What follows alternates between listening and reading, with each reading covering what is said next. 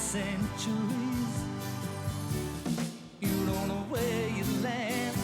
It's so dark in mythology. Treasures of history to be found. Hear the legends of time. All the handiworks remain. Only the dream away. Orion, Orion, Orion, Orion, Orion. Something weird happened between seasons 24 and 25. The Doctor had a minor personality regeneration and took a level in greatness. Last time he was a primarily comic figure attempting to be Troughton and not really succeeding. He was pleasant enough, but it was like a tribute band to the best Doctor there ever was. But now, he's still outwardly silly, but less. He's more brooding and plans carefully. This is the chess master personification of the Doctor, who had sometimes already arranged his victory before the episode had even begun. I love this personification of the Doctor. He walks the walk of being the epic figure favoured by Moffat, instead of just talking the talk. I'm the Doctor, and you're in the biggest library in the universe. Look me up.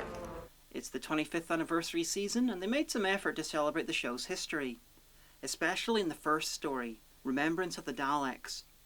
It's got the Daleks, it's set in 1963, features both the junkyard and the school from An Earthly Child, that school being the same one that Clara works at.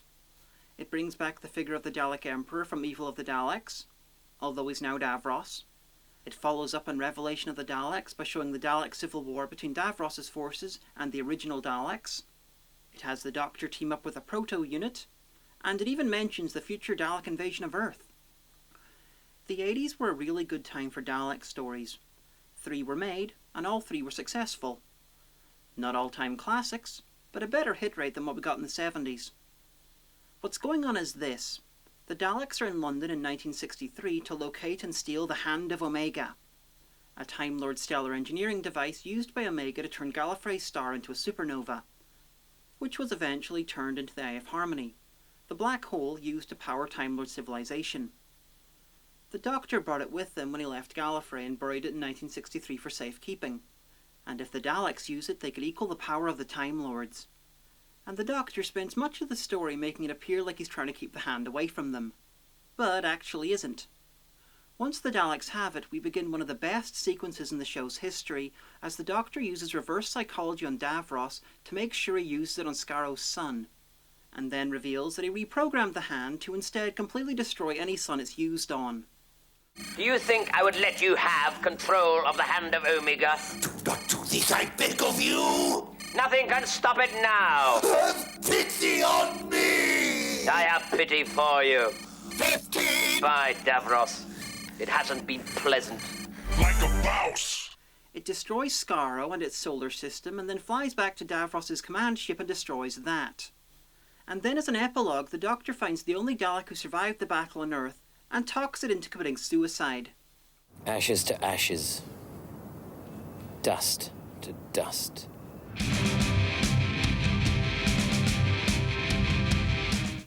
Now, the Thals were another sentient race who evolved on Scarrow and fought the Daleks. Were they all destroyed? Maybe. I don't know. They aren't mentioned in the story. They might have already been wiped out, or they could have left Scarrow. I have no idea. Regardless, there's a reason the 7th Doctor couldn't have fought the Time War. Besides continuity. It would have been over in minutes. The War Doctor was created to fight the Time War? Well, fighting is not winning. The 7th Doctor could have won. Easily. He might have taken half the universe with the Daleks, but he would have won. There is other good stuff in this. There are strong themes of anti-racism with white supremacists teaming up with the Daleks, and even the Dalek factions are racist to each other. It's not perfectly in line with how they acted previously, but the Daleks were inspired by the Nazis. It makes sense. Kinda. A bit. Geoffrey from The Fresh Prince of Bel-Air has a great short appearance talking about how racism and slavery shaped his family history. Warning though, it's not exactly subtle. I file this under not perfect, but I'm still giving it a pretty damn glowing report. And we finally get to see a rank-and-file Dalek flying. There had been evidence that they could fly ever since the chase in Season 3. but this made it 100% definite. The Special Weapons Dalek, the single most badass Dalek variant ever, was introduced here, and wasn't seen again until it sat in the back of some shots in Asylum of the Daleks. And for the first time, Dalek blasts had a distinctive X-ray effect, showing off victim skeletons. Anyway, really damn good. An excellent start to Season 25, and a great final story for the Daleks in Classic Who, even if much of it was retconned in the new show. And you know what? I still haven't named all the good stuff in the story. Watch it for yourself and see. Next is The Happiness Patrol, a story that constantly comes up as an example of bad 80s Doctor Who, and that's not fair. It's not brilliant, but it's far from a Warriors of the Deep or Twin Dilemma. It's the planet Terra Alpha, and the place is under the heel of a brutal and completely insane dictatorship. It's illegal to be sad. Yes, you heard that right. The dictator, Helen A, was a satire in Margaret Thatcher, and has her secret police, the Happiness Patrol, hunting down killjoys, aka Radiohead fans. The very worst of the killjoys are handed over to the Candyman, a psychotic, sweet-based monster doctor thing. He was originally supposed to be pretty much human, but someone decided that risking a lawsuit from Bassett's Sweets was much more important than making any sort of sense. I'm not complaining about the Candyman. I think he's a wonderfully insane creation. But that's also the problem. He's part of the reason this overthrow of the idiosyncratic dictatorship story suffers. Rather than have the craziness and then play it mostly straight, like the Sunmakers, they introduce a sentient sugar-based Joseph Mengele that looks like a corporate mascot and blow the suspension of disbelief. And as you can no doubt guess, this story involves the Doctor and Ace bringing down the government pretty damn quickly. And if you guessed that they cleverly managed to manipulate the law, because what makes a revolutionary for sadness happy? Revolution. So not being sad, they can't be arrested. Which makes the Happiness Patrol sad. So they need to be arrested. And you get the idea. So yeah, this is a clever and amusing central idea and a fine script. And it was brave to put metaphors for homophobia into the show in 1988. But its design choices make it harder to appreciate. It's not bad, it's just very easy to compare to the Sunmakers, and the Sunmakers is really fucking good. So it suffers. The third story of Season 25 is Silver Nemesis, the last Cybermen story of the classic show. And the Cybermen go out as they've been in most stories since the show was in black and white. In a bad story. This is my least favourite story of the season. And that's a pity because it was supposed to be the official 25th anniversary special. What's going on is this. The TARDIS lands in Windsor Castle, and a living weapon / statue called the Nemesis is basically a comet, which passes by the Earth every 25 years, and because of its orbit it will crash in 1988.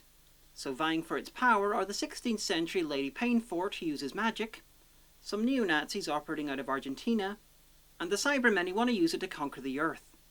So it's Anachronism Woman versus the Nazis versus the Cybermen for the control of the Nemesis, and the Doctor's in the middle of it all.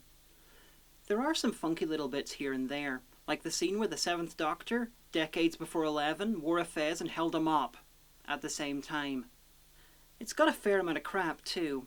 The Cybermen, who originally had a fairly sensible issue with gold, it'd clog their respiratory systems and kill them, now die if it just touches them, admittedly with some force.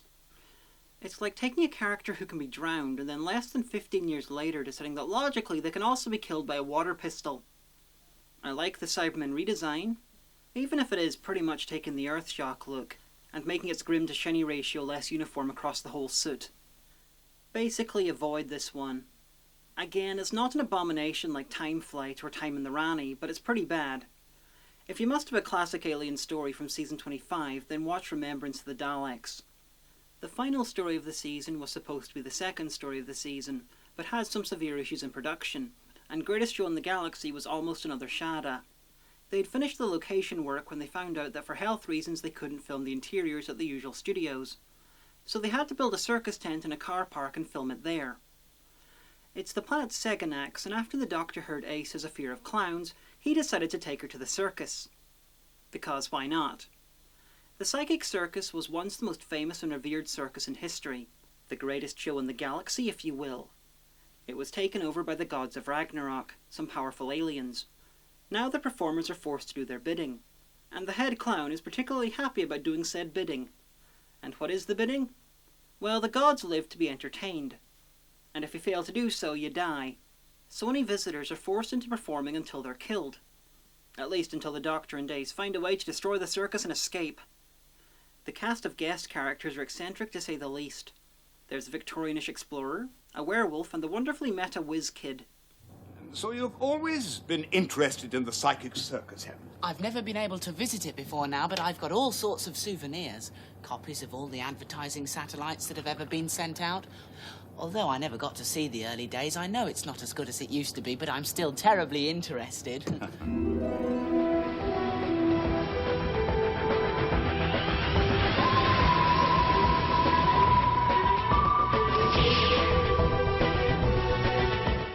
Basically, they took the idea of a long-running and once popular entertainment that was existing purely for the benefit of a tiny, dedicated and easily angered audience, and somehow decided that this could be applied to Doctor Who.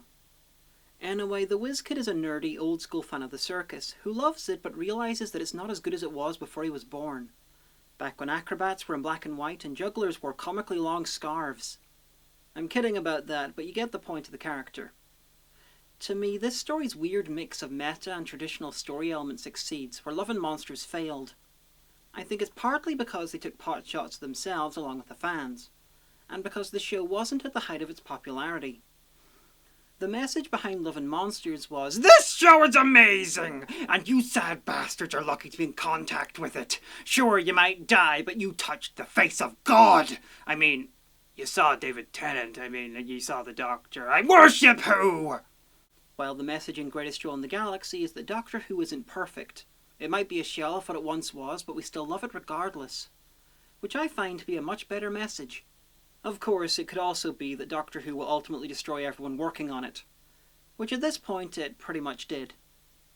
Also, we have people forced to entertain the audience until they die, and Doctor Who at the time had a producer who had wanted to leave the show for literally years and was stopped from doing so by the BBC.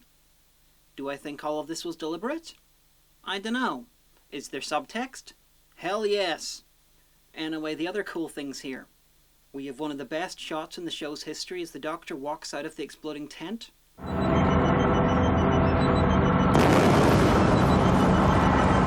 There had been a mix-up behind the scenes and no one told McCoy the boom would be that big, but McCoy knew they only had one take and so kept on walking, even though he was worried that he'd been injured. The gods of Ragnarok are more of the ultra-powerful old ones from the Cthulhu mythos in Doctor Who form, those that predated the current universe.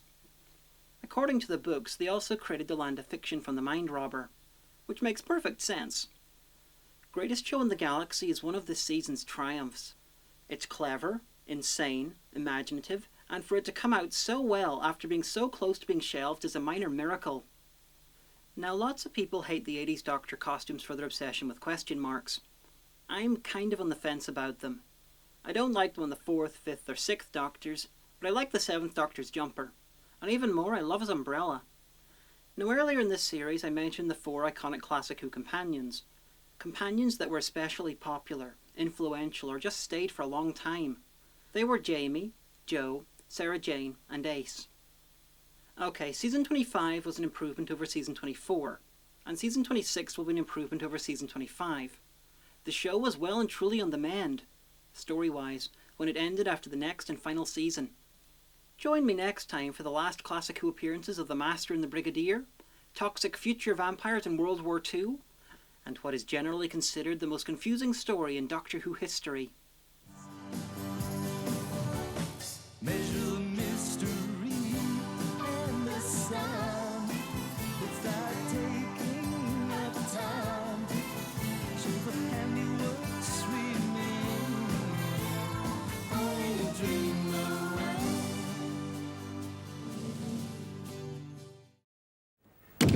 This is BBC Television. The time is 5:15, and Saturday viewing continues with an adventure in the new science fiction series, Snake, what have you done? You changed the future. You've created a time paradox.